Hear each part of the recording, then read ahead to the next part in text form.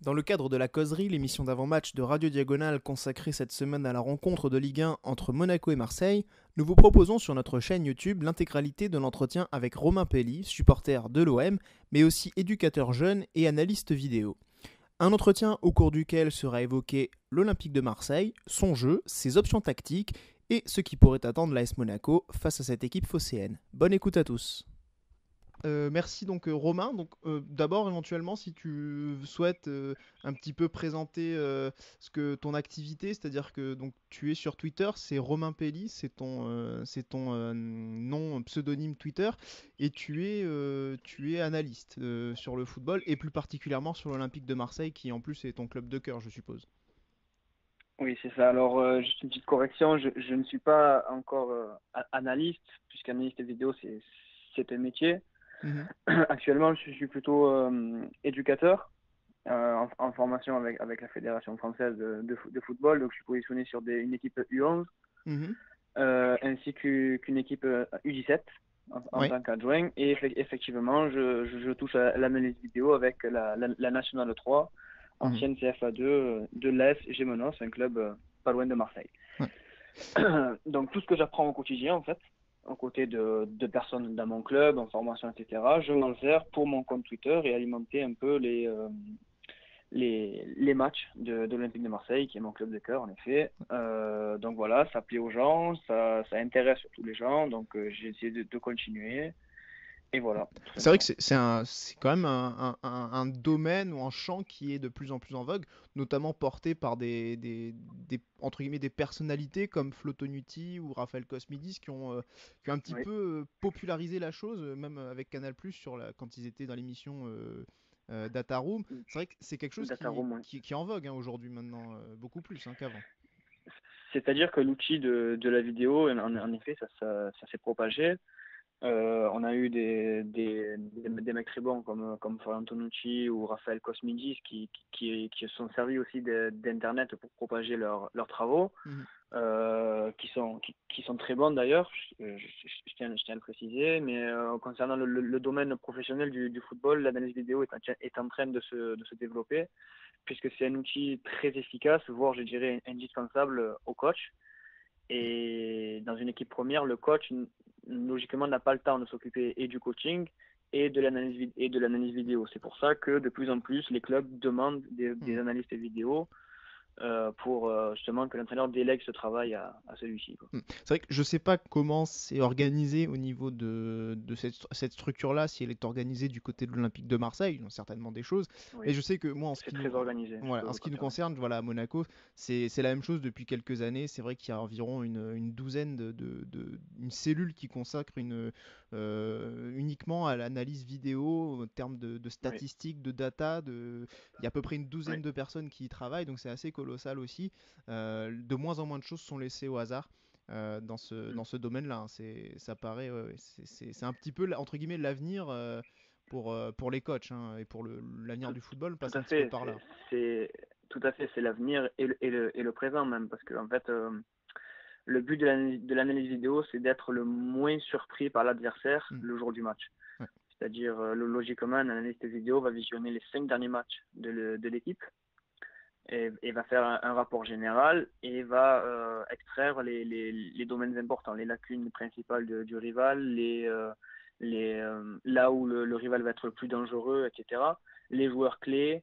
Mm. Ensuite, on aime bien faire des séquences arrêtées sur les coups de pied arrêtés, juste avant le match.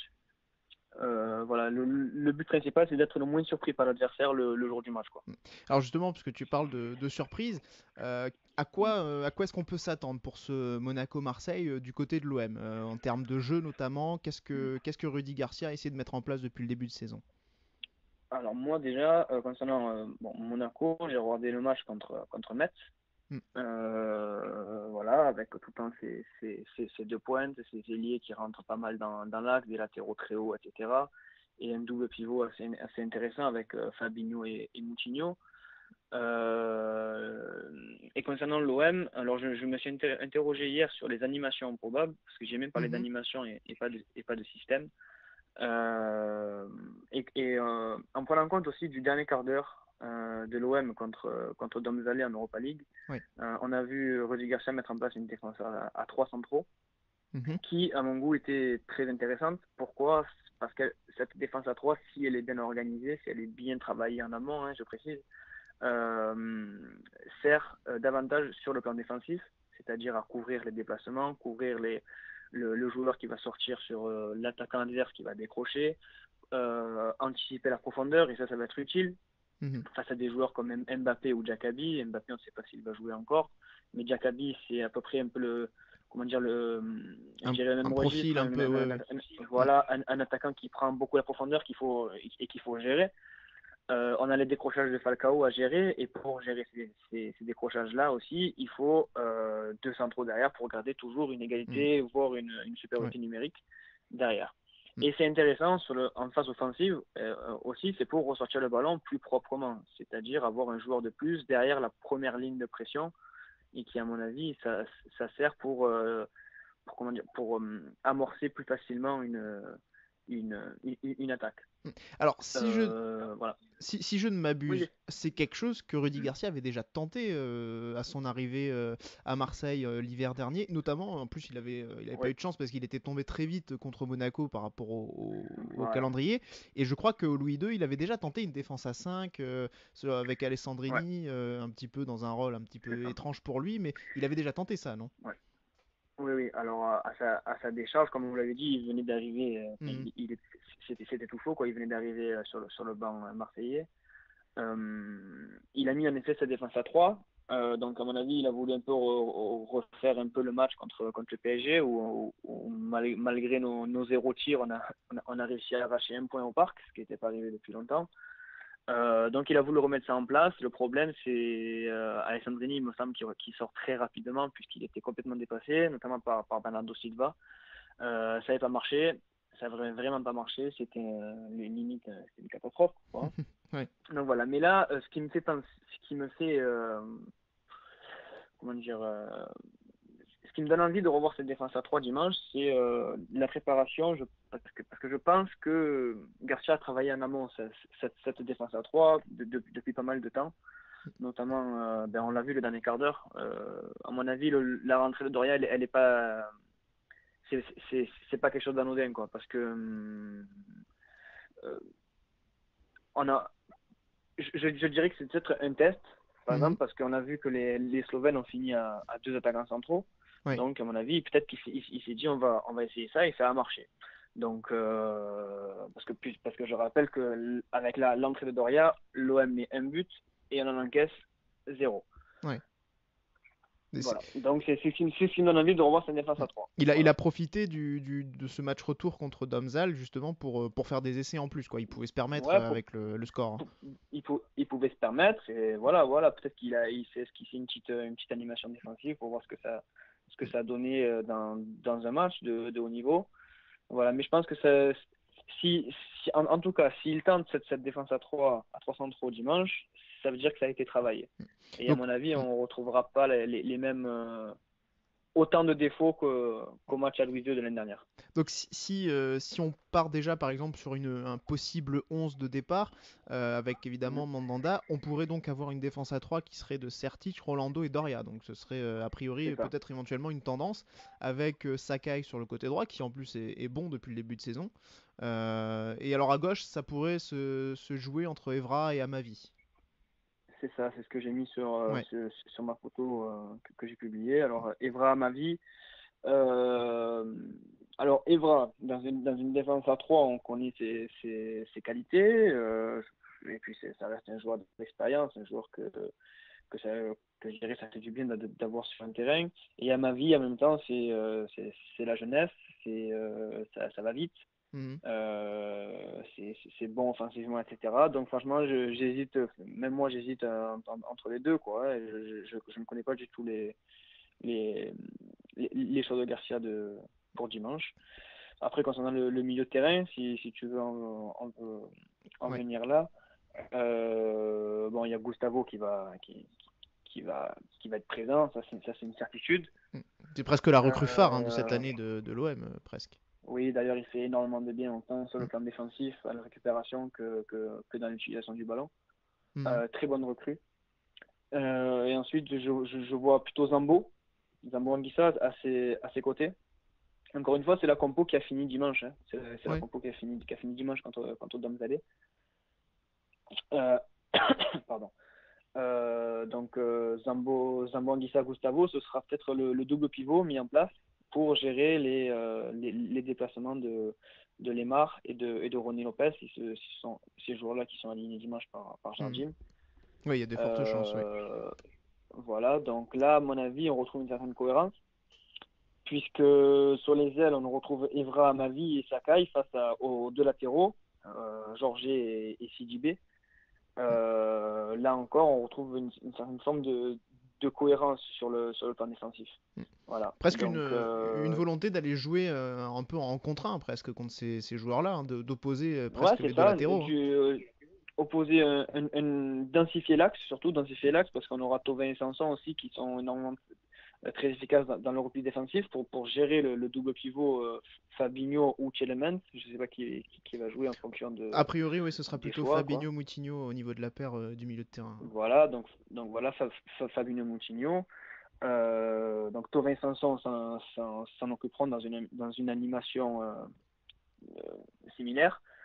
Donc voilà, moi on retrouve une certaine cohérence et comme vous dites ici, euh, on retrouve des 1 contre 1 un peu partout avec les latéraux, le double pivot qui est géré et les déplacements intérieurs des ailiers. Et ensuite, mais tout en conservant la supériorité numérique derrière pour gérer les couvertures, la Mm. profondeur et les marquages. Et devant, donc on aura, nous on le connaît bien, c'est Valère Germain. Alors, C'est ça. c'est quand même, on se disait, on savait qu'il allait, depuis quelque temps, qu'il allait signer à Marseille, et c'est vrai qu'on se posait la question par rapport à son positionnement dans un système, notamment seul en pointe ou sur un côté, parce que on sait que Rudy Garcia est vraiment un adepte du 4-3-3, Mhm. chose sur laquelle peut-être il semble un petit peu revenir cette saison ou en tout cas il installe néanmoins Germain en pointe. Et ça, c'est vrai que pour nous, c'est un petit peu une surprise parce on avait déjà vu Germain seul en pointe dans un 4-3-3, ça fonctionne difficilement. Sur un côté pareil, c'est un joueur vraiment plutôt de complément qui faisait une très belle paire, notamment avec Falcao. Un très bon joueur pour ça, même à Nice quand il était à côté de Ben Arfa ou parfois de la Plea. Donc, ça risque d'être un petit peu difficile, peut-être tout seul face à Gemerson ou Glick. Alors, le, le commentaire que vous avez dit, beaucoup l'ont partagé, notamment Mhm. au sein des supporters marseillais lorsqu'il a signé. Et, euh, et donc, j'ai défendu un peu ce choix. Et comme je vous l'ai dit au début, j'aime bien parler d'animation plutôt que de système. Ouais. Mhm. Par exemple, quand on parle de 4-3-3, Germain ne se retrouve pas systématiquement en pointe de ce 4-3-3-là autour de ces deux ailiers. Parce que Mm. tout simplement, ce n'est pas son rôle, ce n'est pas son domaine de prédilection. Il va énormément bouger. Et c'est ça qu'il faut analyser, c'est ces déplacements-là. Mhm. C'est ces déplacements qu'il faut contrôler et qu'il faut se servir. Notamment, par exemple, si on a un décrochage de Germain qui va se positionner beaucoup plus bas sur le terrain pour essayer d'attirer soit Jemerson, soit Glick, on aura, par exemple, dans une animation comme on a énoncé auparavant, hein, on aura Thauvin et Sanson, par exemple, qui se projetteront. Mhm. Et là, on retrouve par exemple un Germain en position de milieu offensif, par exemple. Si Germain se retrouve côté gauche, ça n'empêche pas d'avoir un Thauvin dans l'axe, prendre la Mhm. profondeur, etc. Vous voyez, donc c'est surtout une question Mhm. d'animation qui compte. Ouais, l'idée, Et voilà, c'est donc de forcer voilà. aussi un Et petit par peu exemple, à faire redescendre à nos milieux. voilà, oui, en fait, il faut se servir de ces déplacements-là, et on voit que ça marche, hein, puisque Germain, je n'ai pas le nombre de buts exact, mais Ouais. Pour l'instant, oui, oui. c'est un grand acteur Ouais. c'est un grand acteur de la qualification Ouais, ouais. en Europa League, etc. Donc voilà, je pense que ça marche, que pour l'instant ça marche très bien. Alors quand il y avait Payet, là il est blessé, on retrouvait souvent Germain aux côtés de Thauvin, par exemple. Et Mhm. là, il est plus seul dans un 4-3, par exemple. Ouais. C'est pour ça. Mhm. C'est là que ça devient intéressant.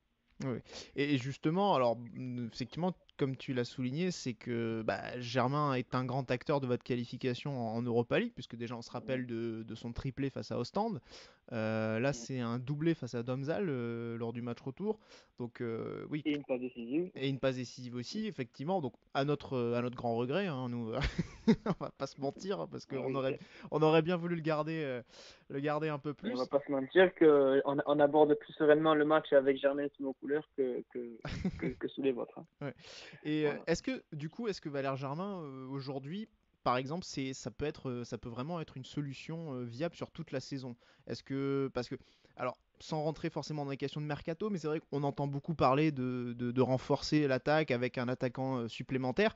Mais est-ce que justement Valère Germain ne serait pas capable de s'imposer vraiment comme le patron de cette attaque et de pouvoir faire vraiment toute la saison à ce poste-là seul? Alors, je vais tenter de répondre à cette question. Moi, je dirais qu'une équipe, peu importe son niveau, ses objectifs ou quoi, elle a intérêt à avoir une variation de profil à tous Hmm. les postes et que ces postes-là soient doublés. C'est-à-dire, par exemple, au niveau de la charnière centrale, c'est bien d'avoir deux centraux dans un registre et deux centraux de l'autre. Par exemple, qui va s'occuper de la relance et l'autre qui va être beaucoup plus présent dans le duel aérien, beaucoup plus présent sur l'homme, etc. Et l'autre qui va se charger de relancer le ballon proprement, de couvrir la profondeur, etc. Concernant les attaquants centraux, c'est la même chose. On a un Hmm. Germain qui est très bon dans les déplacements, qui sait se faufiler entre les lignes, qui sait être décisif par la passe, etc.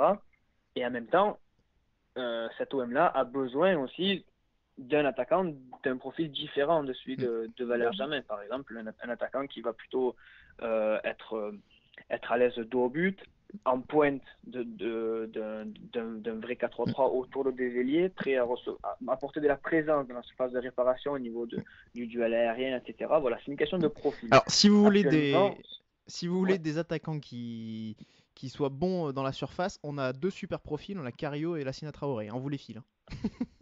Ah, ben, Cario, ça peut être une solution très intéressante à mon goût, enfin, un profil intéressant.